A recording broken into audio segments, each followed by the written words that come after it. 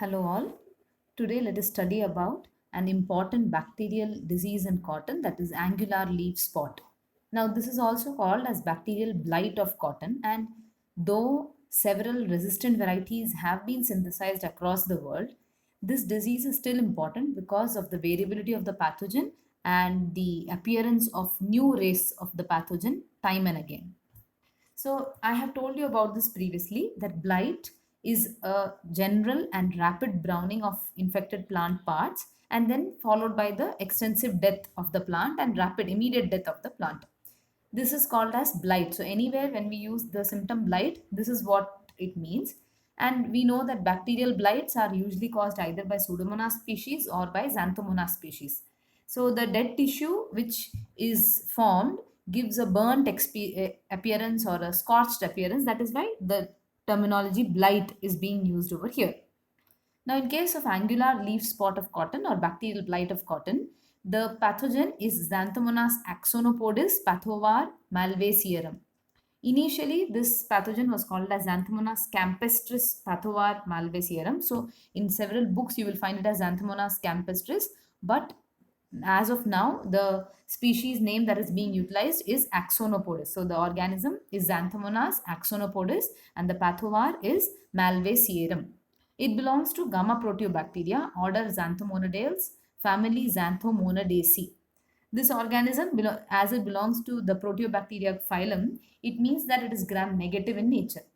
And it is motile, rod shaped, non spore forming bacterium having a single polar flagellum. So, this is the characteristic of the causal organism.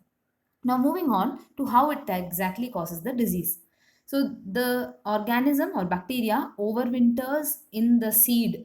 Now, I have been telling you the meaning of overwintering. It is when the organism survives over the unfavorable conditions. So, it survives the unfavorable conditions in the seed or in the plant debris, infected plant debris, which has not yet got decomposed. On such plant debris or on the lint of that cotton plant, these are the places where the bacteria can overwinter. Bacteria cannot survive in just the soil without any of the plant parts. It cannot survive only in the soil. It needs a plant part to overwinter or to survive the harsh, unfavorable conditions. It has been seen that when there are severe storms or heavy rains or hailstorms when they are produced, these are factors which have shown to increase the disease occurrence or disease incidence. So rainfall events or high humidity plus warm temperature, all of this favors the development of the disease. The bacteria from any of the either the seed or the lint or from one of these sources, the bacteria enters a live plant's tissues through the leaf, and that too in the leaf it usually enters through the stomata, that is the natural opening of the plant, or it can enter through a wound. Once it enters the plant, though it is entry is only through the leaf, once it enters the plant, the disease can manifest itself in different parts of the plant. So it forms a systemic disease. Though the entry point is leaf, the disease itself can become systemic. Now moving on to the symptoms. So once the organism has entered inside, it is going to affect all parts of the plant. It can affect the cotton plant during all the growth stages, and like I said, it can either it will show infection in the stem, leaves, in the bracts, in the balls of cotton. All the different parts of the plant do get affected. So the first symptom is shown in the leaf. Now initially the leaf will show, if you can see over here in this diagram, the leaf will show on the underside of the leaf, we can see small, round, water soaked spots. Now, these water soaked spots, though initially they are light green in color, eventually they become dark in color. So, they are small, round, water soaked in nature, and these are seen on the underside of the leaves. As these lesions progress, as the infection progresses, these lesions form angular, that is why it is called as angular leaf spot. So it forms these characteristic angular shapes wherever the leaf veins are restricting the bacterial movement. In these places it forms the angular lesions or the rectangular or different shaped lesions. So the spots on leaf start appearing as angular, they become brown to black in color, and they are of different sizes. On the young leaves, once such an infection has been formed, most of such leaves and in fact the entire plant gets killed. And when you see from the top, At times you can even see a yellow ring or a yellow area around these lesions, which we usually call as a halo. So every time you will not find a halo, but in cases you can see over here around lesions you can find yellow color spots, that is the halo. Now, what you see over here, so these are the angular spots which have been formed in the later stages. These are the spots, the round spots which are formed in the initial stages. Now, as the spots on the leaves increase, so as the spots become angular and they start becoming visible on the upper surface, in some cases, in cases of the leaves or plants which are susceptible to this disease, it can even cause numerous spots. It can cause chlorosis, necrosis, it can cause distortion of the leaf, it can cause premature defoliation, that is the leaf can fall. So all of these can be seen in case of susceptible cultivars or in cases of cotton plants which are more susceptible to the disease. So after the disease progresses to the angular spot stage, then we have the typical blighting appearance, or we have formation of black streaks that are formed.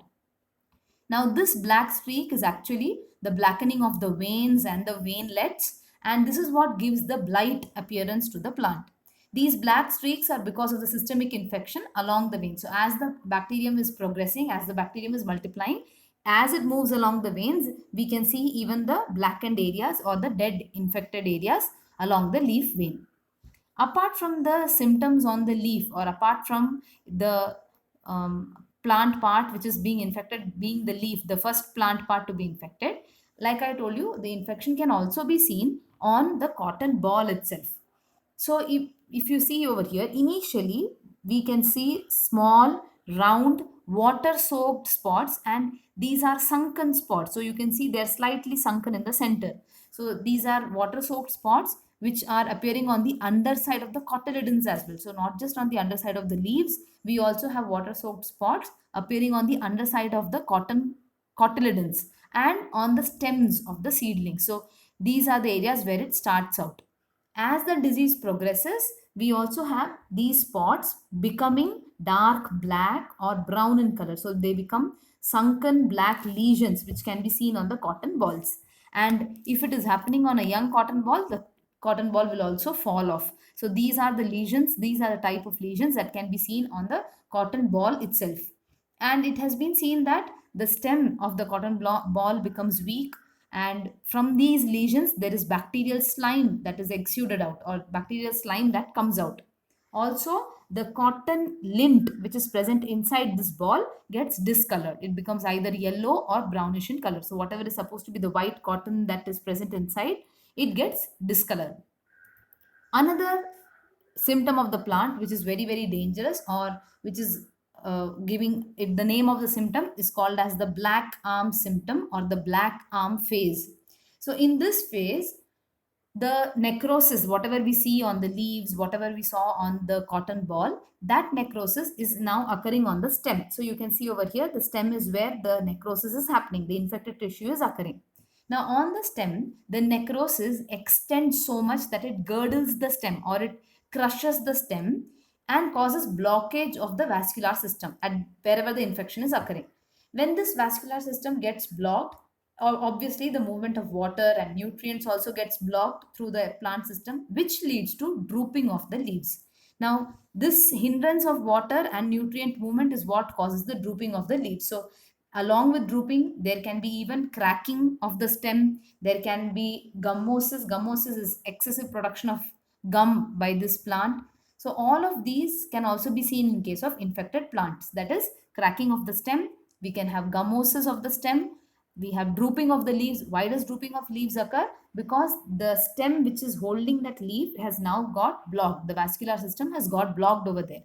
This leads to this typical symptom that is called as the black arm. And once black arm symptom occurs, then definitely there is yield loss, because this is the every stem which is holding the fruiting branches, which is supposed to hold the fruiting branches. If it starts drooping like this, automatically there will be no fruits and no yield.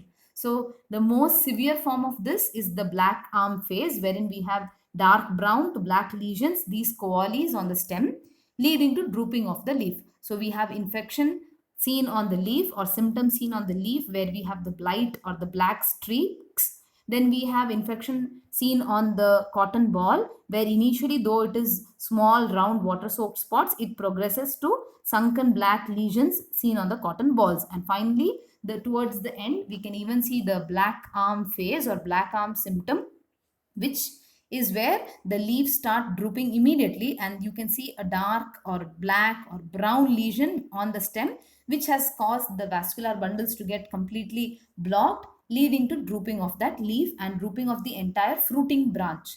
These are the symptoms of angular leaf spot of cotton. Moving on to the disease control. So, use of resistant varieties has been proven to be the best method of disease control in case of this disease. And apart from that, using disease free seeds. So, either checking the seeds whether they have the pathogen or treating the seeds to carbendazim are methods by which we can control this disease. Another practice is using cultural practices like crop rotation or soil sanitation. Now, crop rotation will also help to reduce the amount of inoculum that is surviving between the cotton crops. It has also been seen that using antibacterial antibiotics like tetracycline or streptomycin can be proven effective, but the problem is that is not very economical. So the best or the most economical way of controlling this disease is by use of resistant varieties, which is what is being done. But like I told you, the pathogen keeps changing, or we have seen that new races are emerging, which becomes difficult even in the resistant varieties. So this was about the angular leaf spot of cotton. With that, we have finished all the bacterial diseases. So if you remember from the beginning, we had 4 bacterial diseases. First one we did was bacterial blight of rice, which is also a blight disease that is caused by Xanthomonas oryzae. Now, if you remember, in that we had leaves of the rice plant exuding out bacterial ooze. So on the leaves we had streaks, water soaked streaks were there, and which had a wavy margin. There was wilting of leaves, yellowing of leaves, and another important symptom was bacterial ooze. So on the leaves there was bacteria which were coming out of the lesions in the form of small white droplets. That is what we had done first, that is bacterial blight caused by Xanthomonas oryzae. Then we had done the bacterial wilt disease. In bacterial wilt, we know that there are different organisms which can cause bacterial wilt. So we have fungal wilts as well. But we had focused mainly on the bacterial wilt of cucurbids, which is caused by Erwinia trachyphylla. Now, Erwinia trachyphylla causes this disease, that is bacterial wilt, in all the Cucurbitaceae members. And they are the disease is spread there with the help of those beetles, striped and spotted cucumber beetles. As I say, it's a wilt disease. We know what the symptom is. That is drooping of the leaves, drooping of the or wilting of the vine. Stems will become soft. And if you pull apart the stem wherever infection has occurred, we can see that there is a thread-like strand of the bacterial ooze. This is what we had studied. That is bacterial wilt by Erwinia trachyphylla in Cucurbitaceae members. Then we had spoken about citrus canker. Now, citrus canker is another disease that is seen in citrus plants. So, citrus canker is also caused by various organisms, though canker can be seen by various organisms. We had spoken only about the canker in citrus plants, which is mainly caused by Xanthomonas citri. So, we had studied, or Xanthomonas axonopodis, pathovar citri, and we had studied that these canker lesions are basically sunken or soft lesions which can be seen on the stems or branches, on the fruits, and they are basically dark or corky lesions that can be seen on all parts of the plant. So this is what we had done in citrus canker.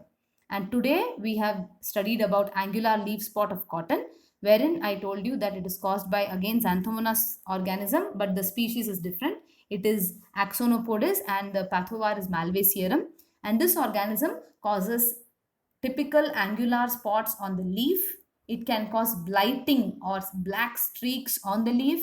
It can cause different types of lesions on the cotton ball. And the most severe form of the symptom is the black arm phase, wherein the entire leaf starts drooping because the stem has been infected.